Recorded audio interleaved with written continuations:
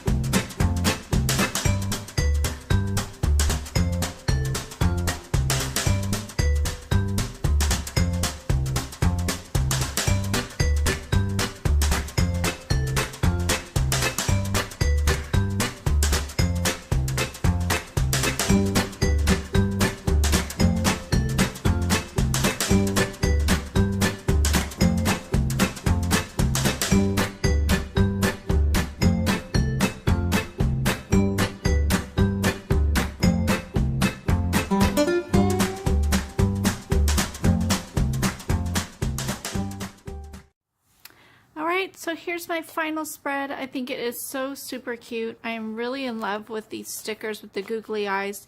Go check them out at the Dollar Tree. They had other sets of them. They had like pets with dogs and cats. They also had a set with, I think they were zoo animals.